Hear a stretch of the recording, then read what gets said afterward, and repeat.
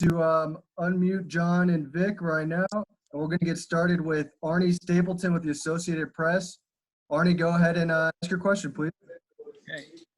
Hey, John, can you talk about, what were the factors that motivated you to inject such an element of speed into your offense in the draft?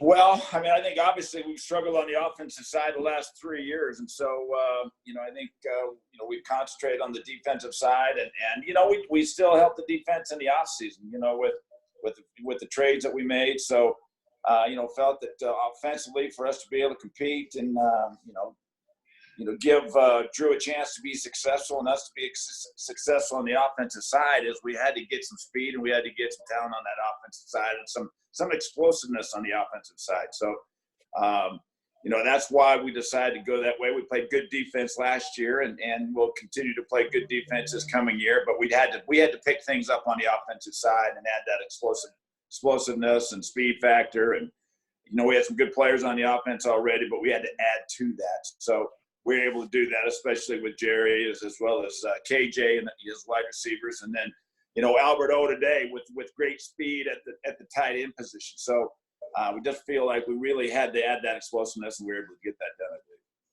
Next up, Ryan O'Halloran with the Denver Post, followed by Nikki. Ryan, go ahead, please.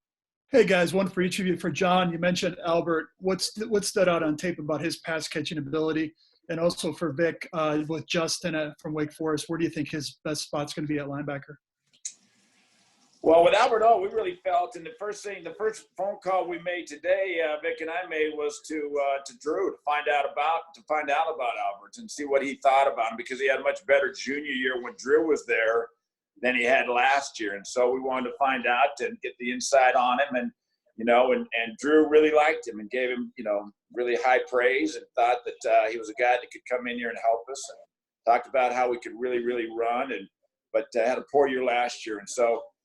We were really kind of going off his junior year, and then when Drew gave us kind of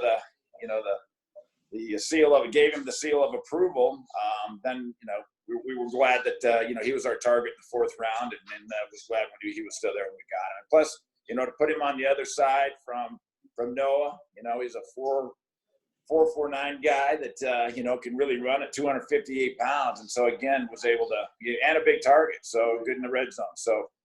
Another weapon that with great speed that we could add. And Vic, about Justin? Yeah, we like Justin. We'll just throw him in the mix there with all the other inside backers.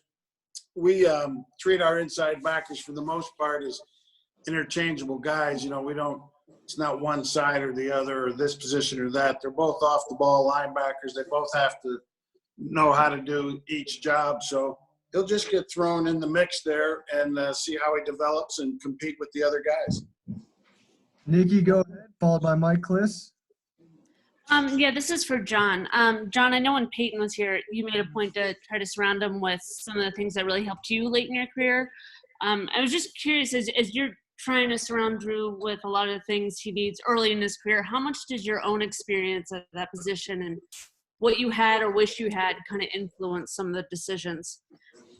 Well, I think that as a quarterback, it's there's no question you always want to have great weapons around you. But I think, the key thing is trying to figure out how to win football games. And I think that when you look back over the last 4 years since Super Bowl 50, when we really, we won it on the defensive side. And then, with Peyton retired, we've been trying to find that replacement for Peyton since then. And so, we've tried to concentrate on the defensive side with the idea that if we can keep the score down, we'll stay in football games and eventually try to find the quarterback that we can replace him with and eventually, get the offense back on track. And so I think that, with the way Drew played at the end of last year, that we saw the signs of a guy that has a chance to be very successful in this league. But to do that, he's got to have some good people around him. And so the concentration, and we felt like we're still in good shape defensively, especially with, again, like I said, what we've added in the offseason is through trades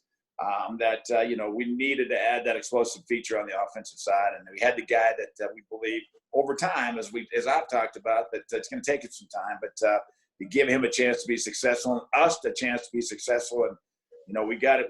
We got to put points on the board, and 17 points a game is not nearly enough. And so the first step was this year in the draft.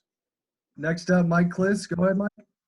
Yeah, for both of you guys, just your thoughts on the fact that they put the draft on. There was some controversy whether they should have or not with the virus, some concerns about it going virtual.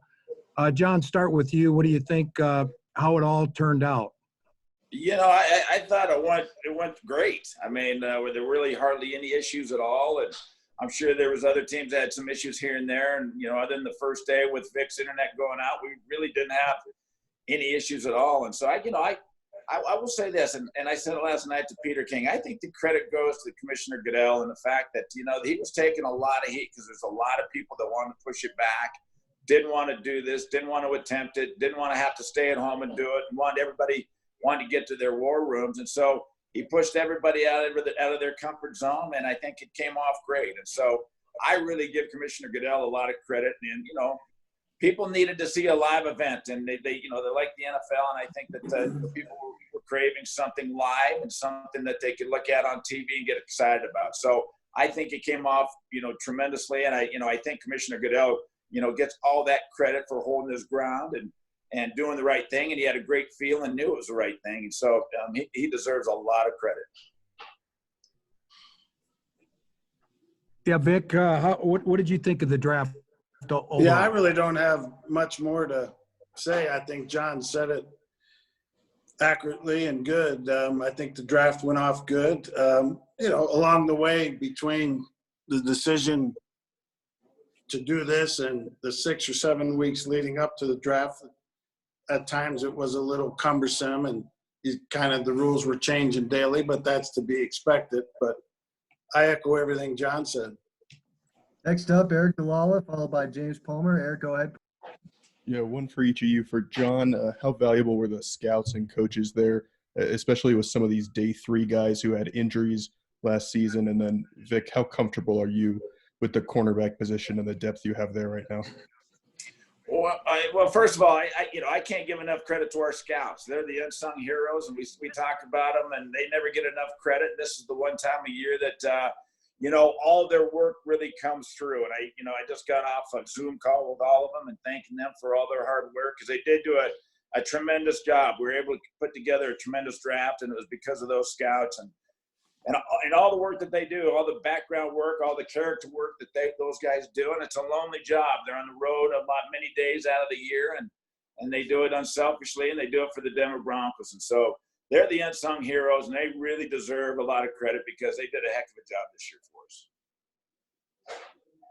Yeah, and I think another part of that this year is besides the scouts and everything John said, is all the IT people that had to kick up their game and get all this stuff done. I mean, if this had happened 30 years ago without all these advancements, the draft wouldn't have gone off. And these guys got tested, and they came through with flying colors. And what I'd also like to add, I don't want to forget about the coaches either. I mean, I think that one good thing is we talked about that, Vic's put together a tremendous staff, and I think that, the teamwork that we all have with our scouts, with our coaches, us in the personnel side, to be able to put all the information together and get everybody talking to each other and get the best fit for the Denver Broncos with everybody included. I think went very well. As difficult as it can be sometimes, especially when it's virtual like it was. I think we got everybody had their say, and I think we were able to come out with the best football players we could. And then Vic, at cornerback, how do you feel about the depth there? Oh, I feel good. We've obviously added Bouye. We took the Iowa corner, Ojimuda. We have a bunch of young players that we acquired last year, Duke Dawson, Hamilton, Bosby.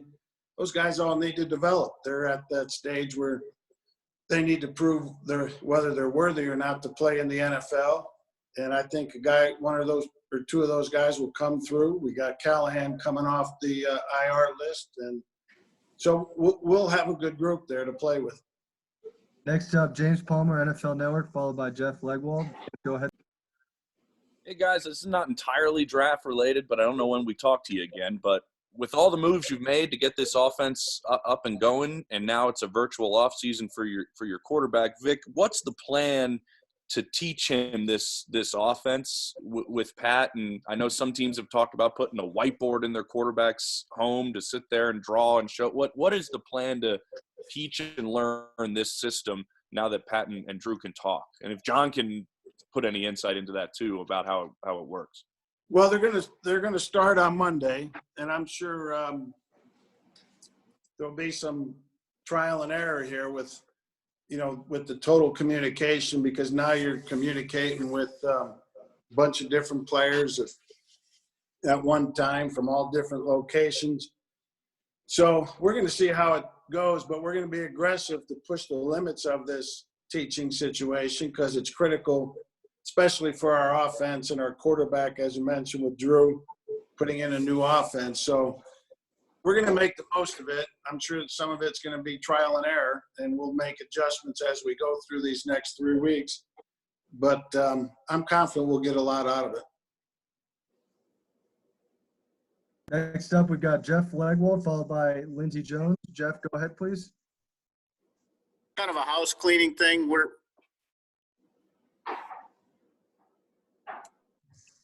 Jeff, you still there?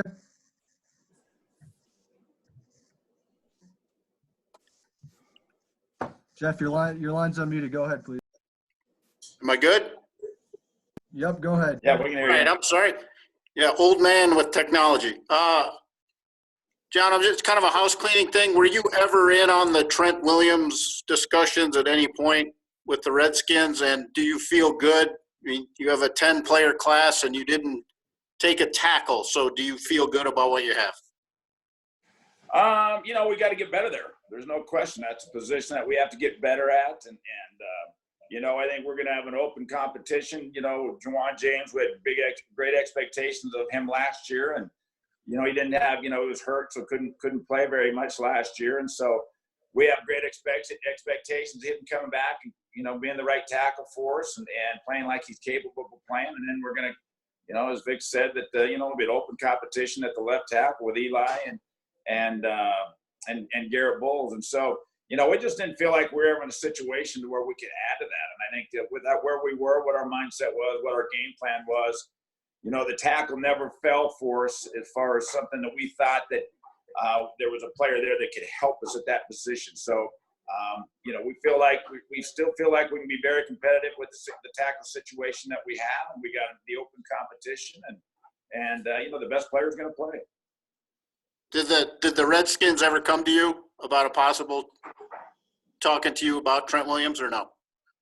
No, Okay. we did not talk to them. We'd heard that what was going on, but we also heard what the compensation was, and I think Tampa was in on it. There's a couple, Cleveland, several other teams that were in on it, but where the compensation was, we didn't feel like that was something that we wanted to get involved in. And if I could just toss one more in, this is the second 10-player class you've had in the last 3 years. Is that just the way the board felt, or is that a factor of where you thought the roster was? Well, it was a factor of what picks we had.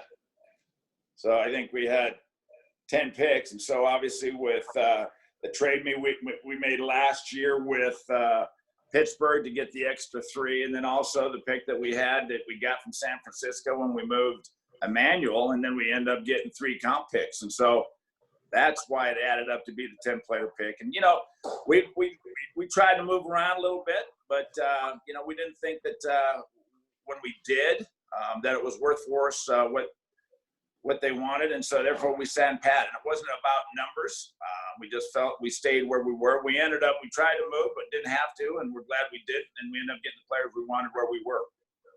Next up, Lindsey Jones, followed by Troy Rank. Lindsey. Can you hear me okay? Yep. Yes. Hi, this is for John. I know this draft has only been over for about 10 minutes or so, but I did want to look forward a little bit because of all this uncertainty that we're having about what might happen this fall with college football. Do you anticipate that any more players this year might try to enter the supplemental draft than in normal years? And how would any changes to the college football program or schedule this fall potentially affect the 2021 class and how you prepare? Well, yeah, I mean, we have talked about the possibility of more kids coming back out, especially with the uncertainty of the college season and where that sits. I think, each week, each day, we find out more and more information of where everything's going. And so, I would think with the situation that there is a possibility that there'll be more kids in the supplemental draft, especially kids that were thinking about coming out. We're still very, positive on the fact, or encouraged by the fact that we think that we're going to have a season that will end up going to training camp. But again, we'll just have to kind of wait and see and see where that falls. And nobody really knows. So we're going to prepare like we're able to prepare, and the plan is to get ready to go to camp at the end of July. Guys, we got time for a few more. Troy Rank, followed by Andrew Mason. Troy, go ahead, please. John and Vic, you might have answered part of this. I was on air right now just after the draft, but how much was the idea of adding speed was the driving force in this draft? And Vic, when you look at the Chiefs, and I know you know that stat that they've only lost twice when an opponent failed to score 30 points. You brought that up at the end of last year. How much was that motivating when you added these offensive weapons through this draft in this offseason? Well, I mean, we needed to score more points, whether we're playing the Chiefs or not. But obviously playing against them, you're going to need to. So, that was part of it. And adding the speed is always good to be fast, but sometimes people make the mistake of just getting fast with players that aren't good football players. We believe our speed that we've drafted has come with players that can play the game also. So it was good to get the added speed. Hopefully we're a harder offense to defend now once it evolves and we get to playing games. But, yeah, I mean, we need to score more points. John, on the same part of that, was it a point when you committed to Drew that we're like, we're going to find as many weapons as we can for him then? Yeah, I mean, I think that was definitely part of it, especially with the number of picks that we had and, where we ended last year as far as, and the things that we'd added in free agents or in trades in the offseason and free agency, we felt like, we had something to build around. And, with the way that Drew played the end of last year, that we wanted to also, give him a chance to be, successful and take advantage of what his abilities were. And also, as Vic said, we got to put points on the board. And it's been very frustrating for all of us the last 3-4 years, because we have not been explosive on the offensive side, and even really 5 years Super Bowl. When we won Super Bowl 50, we weren't very explosive on the offensive side either. We were just very, very good on the defensive side. So, I think that we want a well balanced football team. We want to play great defense, but also we got to be able to score points. And we're able to with our plan do it this year. And the way things fell, we were able to do that through with Jerry in the first round, KJ in the second. And even Alberto, in the fourth round, to be able to add speed to the offense. Final three: Andrew, Ryan, Eric. Andrew Mason, go ahead, please. First for John, Moody that you picked today. What did the medicals that you had on him reveal, and why did you think that it was the risk-reward ratio was right to pick him when you did? Well, he was a very good football player, number one. I mean, there was a lot of people that had third-round grades on us as well as we did. And so, we knew that he was sitting there staring us at the top of the sixth round. We talked to Steve Antonopoulos and talked about his history. We had talked about it before, but we reviewed it again today. And he's had 2 of the Achilles, and then he had the Liz Frank. And, Greeks seem to think that, the Achilles usually are stronger after you have surgery, and so that he was not concerned about that. And the Liz Frank, he was doing well in his recovery there. So we just felt that where we were sitting and the grade that we had on him, we felt that we were going to be taking a little bit of a risk, with the medical, but really felt that in the top of the sixth round we were getting tremendous value, and it was worth the risk to be able to go ahead and take a chance on it. Next one, Ryan O'Halloran. Go ahead, Ryan. Hey, John, real quick on Justin Simmons. Do you anticipate him signing his franchise tender in I don't know. Okay. But, you know, I think if you look at history and you look at his agent and the history, they usually don't. But we'll continue now at the draft, so we'll continue to negotiate with him, and we're hopeful to get something done with Justin. Last one, Eric Dalala, go ahead, please. Yeah, John, just curious if you could take us through how the actual picks went in terms of, you know, logistical standpoint. How were guys like Brian Stark, Matt Russell, Vic involved? What were you kind of looking to them for? Well, I mean, I think we discussed every pick, and I think we were able to do it, you know, over the Zoom, and you know, we were able, communication-wise. It's not like being in the same room. You know, obviously, we had to. A lot of times, people had to mute because there's noises in the background and those type things. So, I mean, the mute button was probably everybody's friend, but I think, you know, communication-wise, we're able to get everything done that we needed to get done and communicate, and everybody was on the call. And so, yeah, for the most part, you know, it was the next best thing to being around each other was the way it worked out. Thanks, John. Thanks, Vic. Tony, Russ, we'll get you guys on the next Zoom TV interview. So appreciate you guys jumping on this. Media, thank you guys for participating, and we'll have our last picks phone conference shortly.